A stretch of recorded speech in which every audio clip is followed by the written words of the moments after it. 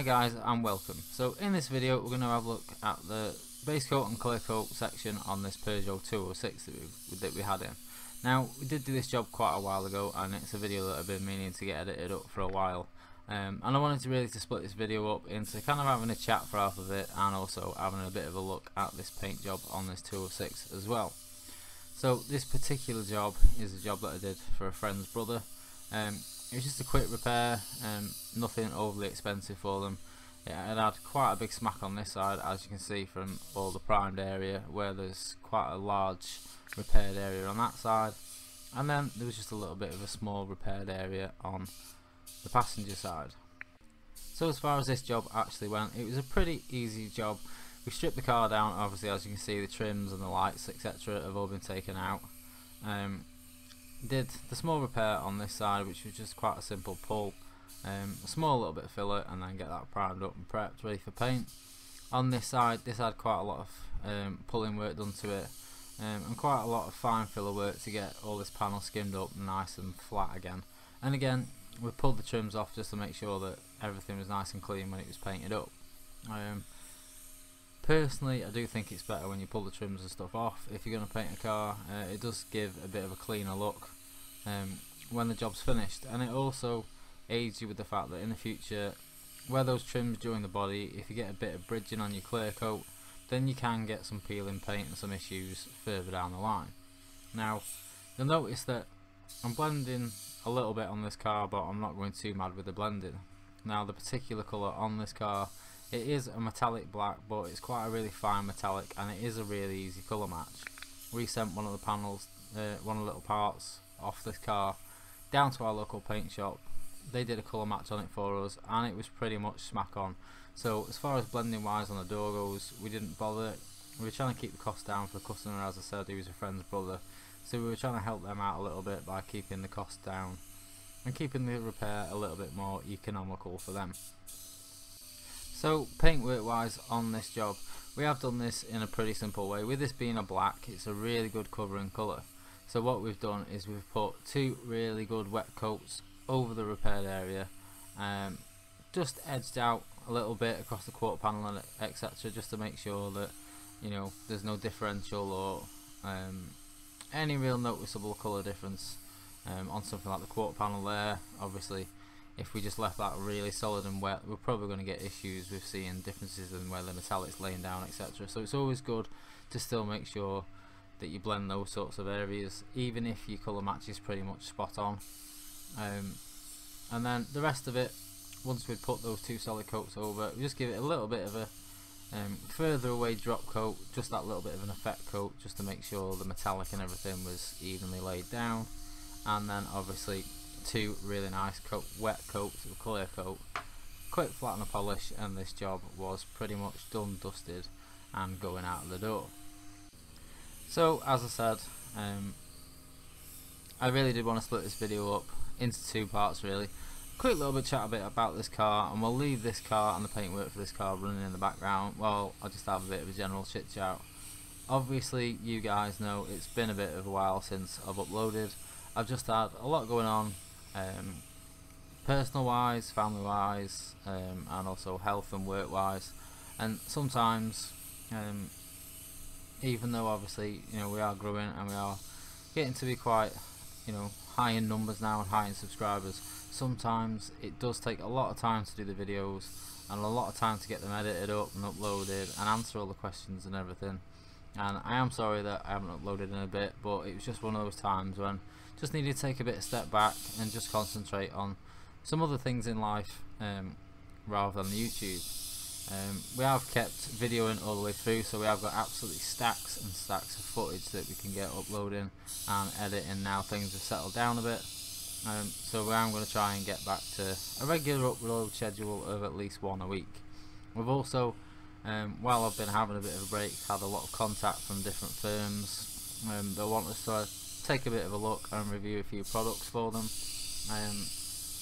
Anything ranging from tooling to materials, paint wise, sanding wise, and also like PPE and things like that. So we are going to try and get a bit more in depth into different products from different manufacturers and from different places to try and have a look at some of their stuff and see how their stuff performs against other stuff, and also have a look at a few more bits of tooling. I know a lot of you guys really like the compressor setup video that we did, so we want to try and do some more bits and pieces like that that are not just reviews on the tools themselves, how to use them and how to get the most of them when refinishing a car, but also the best ways to set them up to give you the best from the products and the tools, etc., that you're buying and that you're using in your shop, or if you're one of the guys that's learning, it'll give you a bit more of an insight into, you know, how we that paint every day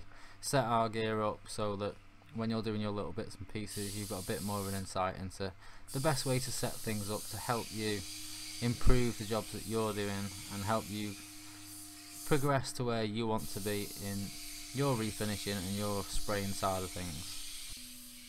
And one main aim is we do want to try and keep the channel as informative as we can for you guys. There's a lot of you guys out there that ask so many questions about the tiniest little details, and we want to try and keep focused on trying to keep all the questions and all those little bits and pieces that you guys ask, and ask for in video form as well, answered as best we can. There's a lot in this job that after doing it for so long you realise that there's some parts that you actually learn from your mistakes quite a lot.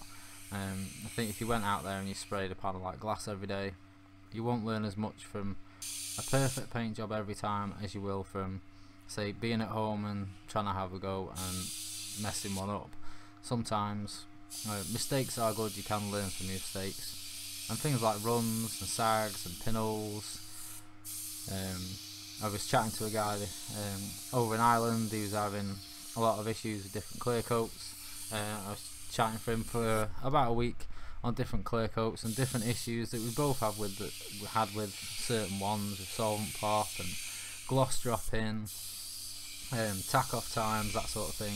So, you know, we want to try and keep as much info in as we can in other videos to try and cover all those issues that people like myself and him have had over the time, and we've only learned from obviously having that mistake come up in our paintwork. And it is something, you know, these little bits and pieces you do pick up over time, and the more painting and the more repair work you do, you will find you have issues, and you just work your prep and your processes to eliminate these issues as best you can. But some days, no matter how much preparation you put into a job, you will have a problem, and I think one of the biggest parts is just learning how to fix that. Right, so for the final part is next week we are going to start uploading some videos, which we'll be doing a little bit of a project. We're going to be painting a bit of a custom panel up, and at the end of painting the custom panel up, we are going to give the custom panel away to one of you guys, so we'll run a bit of a competition for that at the end, and we might also add in a few other little bits and pieces into the giveaway with the custom panel. Now, what we're going to try and do with the videos for the custom panel is make it in a way that you could try and follow at home.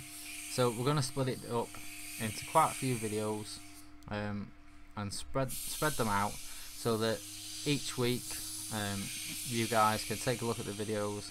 We'll leave as much info as we can in for the products and the materials that we're using, so you guys have got the option to get the same stuff that we're using for the job that we're doing, or that you can try and find the best match for, you know, the country or the area that you're in. So we'll be getting a panel. We'll be starting off with a very simple primed up panel, and then we'll be doing a bit of layered custom work on it. Nothing too fancy, we're just going to try and keep it a sort of a simple-ish, easy to follow design on the panel, using probably a bit of normal paint, a bit of candy, a bit of flow coating, and cover a few different aspects that you guys obviously could have a bit of a crack at and follow at home. So that will be starting next week, guys, and I hope you enjoy that. It's something that we've been trying to get round to for quite some time, but sometimes life just gets in the way, I'm afraid.